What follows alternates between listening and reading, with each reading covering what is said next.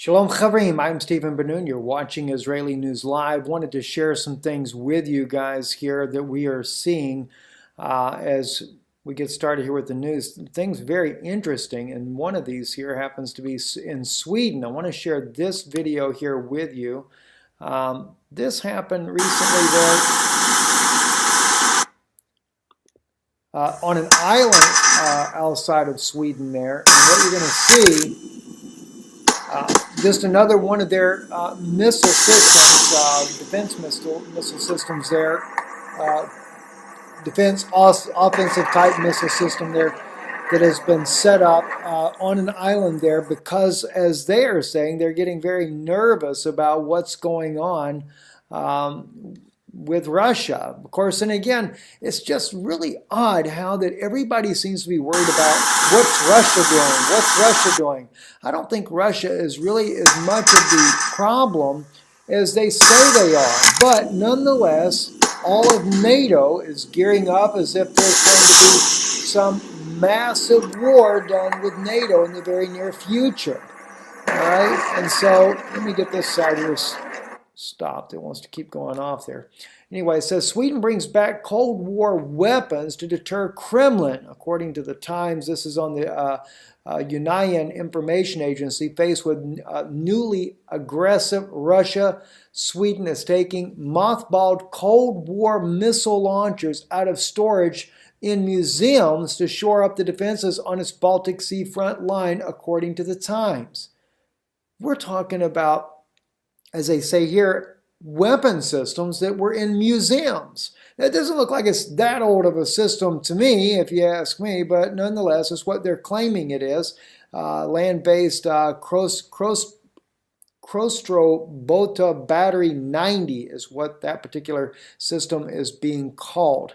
I don't know, but it's very interesting to see all the different things that are being done in and around the world by NATO and their allies and how they're beefing up. And of course, this particular story here on RT Today really is, this is definitely going to infuriate the United States, Japan no doubt as well. Russia deploys newest anti-ship missiles to the Kuril Islands.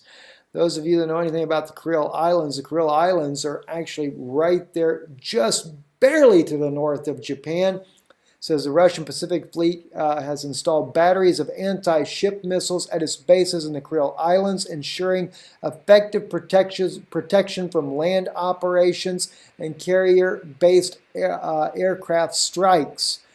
Very, very serious action there. I mean, I understand why Russia would do it personally. I mean, they are concerned about next thing you know on their eastern coast. Forget about the fact that NATO is building up 300,000 soldiers and with tanks and every type of armament you can think of on Russia's western border. But now Russia is beefing up, concerned about amphibious assault landing ships landing on their eastern border there and doing an attack on Russia from the east. So the Russian Pacific Fleet has installed these batteries on the Kuril Islands, which is a disputed island to begin with for Russia and Japan. Something, though, that President Putin has been trying to come to an agreement with on Japan here in recent months anyway. Another interesting thing here is from Reuters, exclusive Russian tankers defy EU ban to smuggle jet fuel to Syria, according to sources here. I thought that was rather interesting there. I had no idea that according to an agreement done by the European Union, Russia is not even allowed to move tankers that carry jet fuel through any of the EU waters. Well, that's pretty bad. You know, I mean, they're just totally cutting Russia off from the entire world.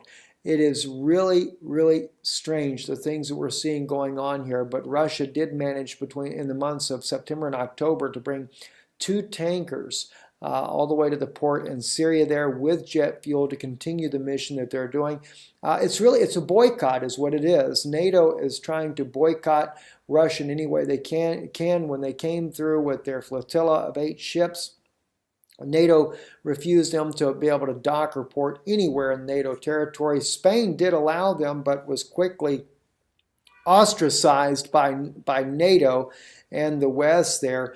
And this comes down to it is a major New World Order agenda without even question, if you ask me.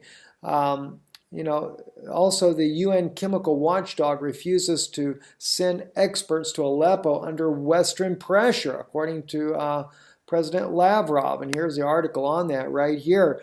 It has been reported on several occasions already that the U.S.-backed rebels, al-Nusra, al-Qaeda, they all have been using chemical weapons on the citizens in western Aleppo. Now, when there was a big to-do over Assad supposedly using chemical weapons on its own citizens, real quick like, there were inspectors sent to Syria to determine what type of gas was being used.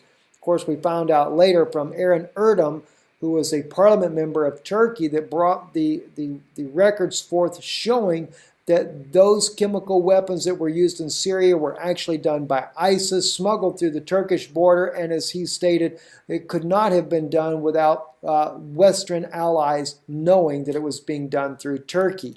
And from one of our own sources that we have, very close to people inside of Turkey, that stated to us that Erdogan was promised a great deal inside the New World Order if he did the dirty work for the United States. So it seems like Erdogan's been a very busy man.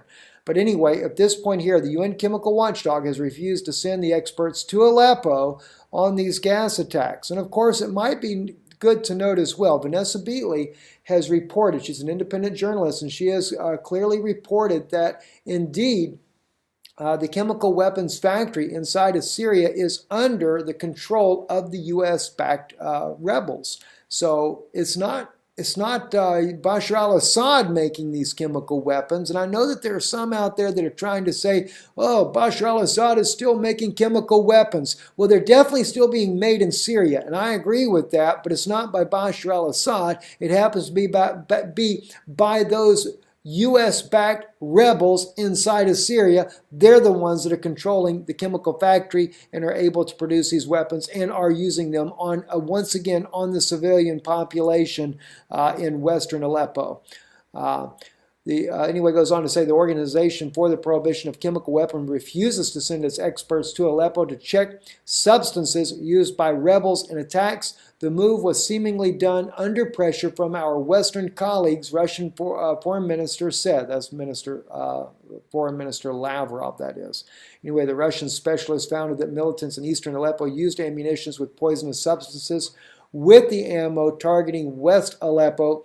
The collected samples leave no doubt that it is a toxic agent, Sergei Lavrov said in a press conference with his Belarusian counterpart in Minsk, as cited by the Interfax news agency. Moving on over here to conclude our broadcast here for this evening is on Fukushima. Now, I reported just in a quick take earlier there that 7.3 earthquake, as we know, that happened just the other day. And from one report, it looked like that it had been a 7.4 aftershock, but I actually believe that what that was that I was seeing is that it was just a difference of opinion on what the initial earthquake was. I noticed that, and the reason why I caught that was because this aftershock that they had today, the 5.7, one group says it's 5.7, another says it's a 5.2, and they also differ on the depth of it. One says 30 miles deep, the other one's are kilometers deep, the other one is saying 10 kilometers deep inside the Earth's crust. Nonetheless, as those of you already know, there was a tsunami about 3 meters high, close to 9 foot in height, that did sweep ashore around Fukushima. And of course, you know, the damage from a 7.3 was pretty bad. Nothing like that of New Zealand's earthquake. New Zealand has definitely saw some images of that today, of the huge cracks in the Earth's crust there in New Zealand, in the mountains of New Zealand. Very, very tremendous quake itself. Anyway, I'm Stephen Benoon. You're watching Israeli News Live. Do keep in mind we are having some internet difficulty. Where we're at right now, we had to do some traveling for personal issues that we have to take care of on our paperwork here. So we have been on the road and we'll be back soon. And I'm going to go back, once I get back, the interview I did with Dr. Pigeon there, I will get that redone. I finally figured out a way that I can actually capture the image where I'm in the interview with him, that we'll be able to get that up for you. Hopefully this coming weekend we can put that up there with the audio enhanced and get this all better. Guys, we're dealing with hacks that have been going on in our ministry here. We've been hit. Our main computer, we use a very old camera that's our secondary camera. It still uses the old little disc in there that you record, not disc, but like a VCR tape, but a little mini tape that we were using for that. Pretty outdated, and we only have one computer that we can upload this image into, and they have attacked that computer. So we're going to have to replace the computer as well. We do need to replace this camera to where we have two cameras that are both using the memory sticks instead. We have one Sony, so we do need to take care of that. And with that in mind, if God lays it on your heart to try to help with these endeavors that we're dealing with, plus we are moving our office, our time is up where we live at, so we have to move, and we don't have a big enough place to put our office in the next house we'll be leasing. So anyway, if God lays it on your heart, you'd like to be a part and help this work that we're doing here, visit our website, IsraeliNewsLive.org. I'll leave a link in the attachment. You can also go to IsraelReturns.com. And also on IsraelReturns.com, there is a place there where you can see, if you prefer to do this by mail, you can send it in the Czech Republic, in Prague at P.O. Box 46. I'm Stephen Ben-Nun. You're watching Israeli News Live. Shalom and have a great day.